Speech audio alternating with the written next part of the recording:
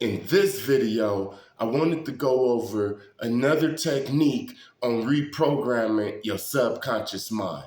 It's a small technique, but it does big, big things. It reprograms your subconscious mind. But first, they added another one to the list. I wrote a list. I've been writing a list, man, because ever since President Obama came up in, everything started getting a new face to it.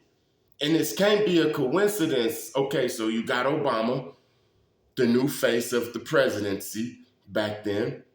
You got Miles Miraculous, Spider-Man. You have the Wonder Years. You have Rocky, because remember, Sylvester Stallone now is Michael B. Jordan is Creed. Family Feud, Steve Harvey, the $100,000 Pyramid Strahan, the Karate Kid is Jaden Smith, the Little Mermaid is a sister, Annie is a sister, and Jamie Foxx.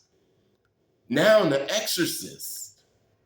Now in The Exorcist is I think the little sister on Annie is now the new Exorcist. Yeah. Yeah. And as far as females, the Ghostbusters have turned female. The Ninja Turtles have turned female. We have female Spider-Mans. The new Man in Black is a female that took Will Smith's spot.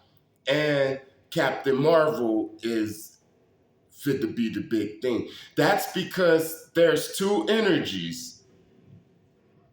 You know what I'm saying? Two energies that's becoming dominant. And I'm going to just say that the female energy, to not offend nobody, I'm going to just keep it simple. With the Ghostbusters, the Ninja Turtles, the female Spider-Mans, the Men in Black, and the Captain Marvel, that shows that the female energy is on the rise. The feminine energy is going to be the dominant over this planet. And the Obama and the Miles Miraculous and the Family Feud and the Annie and the Little Mermaid represents something else that people don't like to hear, but it's true. Back to reprogramming your subconscious mind, right? So there's a story, and I'm pretty sure that a lot of people heard this story before, that the grandfather told the grandson that everybody have two wolves that's in them, a positive wolf and a negative wolf up in them. And they're always fighting. And the grandson said, which one wins? And the grandfather said, the one that you feed. You hear what I'm saying? So let's take that subconsciously, right? For a long time, we've been feeding the part of the subconscious that benefits the program. And if you've been doing that, which damn near all of us been doing that, that's a deaf, old, decay program.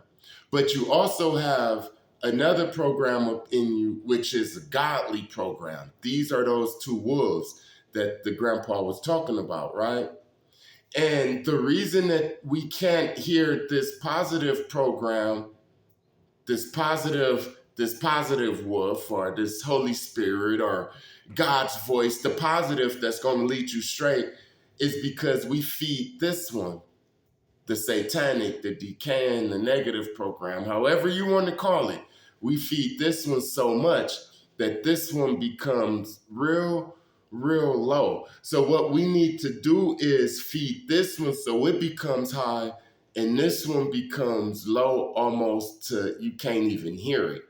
You hear what I'm saying? So how you do that is you start feeding a little, let's call it a wolf, little things. You're not just going to start all in one time and just change your subconscious by feeding it big chunks of things. No, you're going to start small. Just like you started small with smoking cigarettes, just like you started small with feeding this negative wolf, you started small and it grew to what it is now. You're going to start small with this positive one. For example, You see a sock in the middle of your floor. Now you have an option to either not pick it up and walk right past it, or pick it up. Pick it up. You have free will. You could feed whichever wolf you want to feed. If you walk past it, knowing that the right thing to do is pick that up because cleanliness is next to godliness, you feed this a little more. And this becomes a little lower. But if you pick that sock up, then it gets a little louder next time. And if you grab that apple instead of that slice of cake, it gets a little louder next time. And this gets a little lower. And small things like that, and small things like that. You have the option to greet your neighbor in the morning. You don't have to. You have free will. But if you greet your neighbor, whether they greet you back or not, you greet your neighbor, then it gets a little louder. If you don't greet your neighbor because God is going to present it to you, it's going to sound like in your head, like, should I speak to him? Like I should say good morning to him. Then this one is going to say, nah, remember that fool think he cool. Man, why would you speak to him? He's going to think you soft. And this one just said, speak to him. And that's it. Because that's all the energy has to say, because you don't listen to it. And this one, and if you don't speak to it, your neighbor, this gets bigger. And this gets smaller. Speaking to your neighbor, complimenting people when you know you should compliment them. You hear what I'm saying? Paying your tithes, picking up the trash. Something told you to go to your neighbor and pick up a couple of pieces of trash because you know your neighbor want that trash. And I'm not talking about no dirty, disgusting neighbors. I just hope you understand what I'm getting at. These are examples and stuff. You hear, okay, somebody asks you for change on the streets. You have the option. You give it to them or you don't. No matter what, you're going to feed one of them.